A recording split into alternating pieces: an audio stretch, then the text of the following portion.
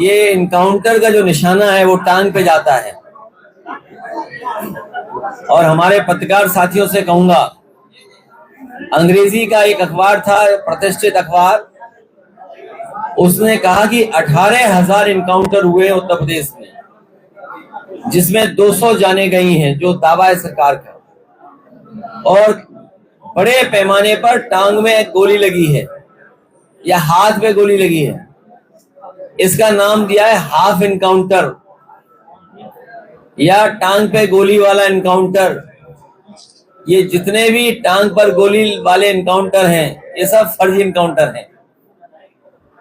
और ये मैं नहीं कह रहा हूं, मेरे साथ साथ अंग्रेजी के एक अखबार प्रतिष्ठित है, उसने कहा कि 18,000 इनकाउंटर उत्तर प्रदेश में हो चुके हैं। और कल ही मैं एक वरिष्ठ पत्रकार को सुन रहा था, वो कह रहे थे कि 10,000 इनकाउंटर हुए हैं ऐसे। और अगर इनकाउंटर से ही कानून व्यवस्था सुधर रही होती तो हमारे कंजौर के लोगों को बताओ, एक दलित बेटी को फांसी के फंदे पर लटकना पड़ा।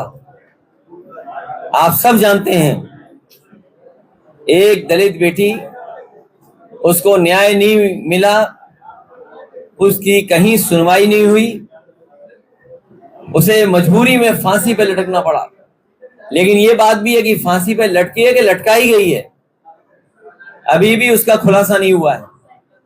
फर्रुखाबाद में भी हमारे साथी जानते होंगे, 2 बेटियां लटका दी गई कि आत्महत्या हुई है।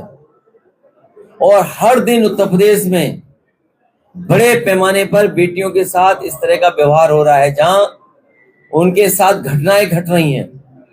और जो सबसे ऑथेंटिक डेटा है एनसीआरबी, अगर हम एनसीआरबी के डेटा को ऑथेंटिक माने तो सबसे ज्यादा असुरक्षित महिलाएं अगर कहीं हैं तो वो उत्तर प्रदेश में हैं। तो क्या इनकाउंटर से कानून व्यवस्था बेहतर हो गई है? क्या इनकाउंटर से हमारी माताएं बहनें सुरक्षित हो गई हैं? और कल तो हद हो गई, स्मार्टफोन दिया सरकार ने और पंडाल के बाहर स्मार्टफोन छीन लिया बदमाशों ने।